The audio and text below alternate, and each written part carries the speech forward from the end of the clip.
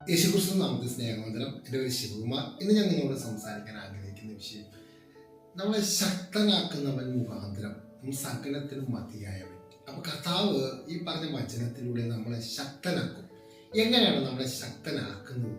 അത് നമ്മൾ മനസ്സിലാക്കി ആ സ്വഭാവ ഗുണങ്ങൾ നിങ്ങളുടെ അകത്തുണ്ടെങ്കിൽ നിങ്ങൾ നിശ്ചയമായി കർത്താവിൽ ശക്തിപ്പെട്ട വ്യക്തികളാണ്. അപ്പോൾ അതെങ്ങനെയാണ് നമ്മുടെ ജീവിതത്തിൽ ആ സ്വഭാവം ഉണ്ടാകുന്നത്?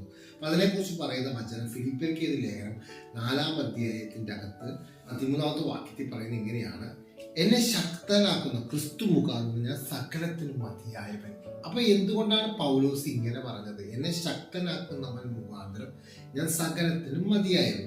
അപ്പൊ പൗലോസിന്റെ ജീവിത അനുഭവത്തിൽ നിന്നും അദ്ദേഹത്തിന്റെ ജീവിതത്തിൽ ലഭിച്ച വെളിച്ചവും ക്രിസ്തുവിനോട് പറ്റിച്ചേർന്ന് ജീവിച്ച അനുഭവമാണ് അദ്ദേഹം പറയുന്നത്. അപ്പൊ എന്തുകൊണ്ടത് പറയുന്നത് എന്നുള്ളത് അതിന്റെ തൊട്ടുമേളത്തെ വാക്യത്തിൽ പറയുന്നത് ഇങ്ങനെയാണ്.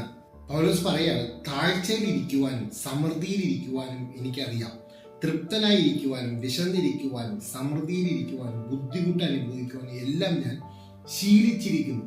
അപ്പൊ പൗലോസിന്റെ ജീവിതത്തിന്റെ അകത്ത് ദൈവം അദ്ദേഹത്തിന്റെ ജീവിതത്തിൽ ചെയ്ത പ്രവൃത്തിയാണ് മനോഹരമായ ദൈവപ്രവൃത്തി. ഇതേ പ്രിയരെ, നമ്മൾക്കും നമ്മുടെ ജീവിതത്തിനകത്ത് ഇതേ അനുഭവങ്ങൾ കർത്താവ് നമ്മുടെ ജീവിതത്തിൽ നടത്തുമ്പോൾ നമ്മൾ എപ്പോഴും എന്താ ചെയ്യേണ്ടത്? തൃപ്തരായിരിക്കുക.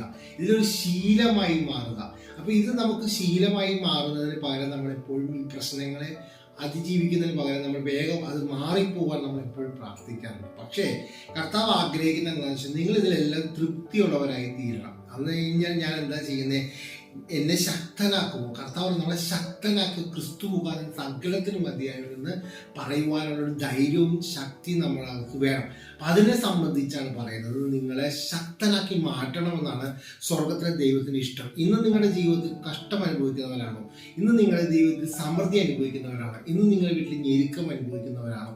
ബുദ്ധിമുട്ട് അനുഭവിക്കുന്നവരാണോ? അങ്ങനെയെങ്കിൽ നിങ്ങൾ ധൈര്യമായിട്ട് ഈ വചനത്തിൽ ഉറച്ചു വിശ്വസിക്കുക.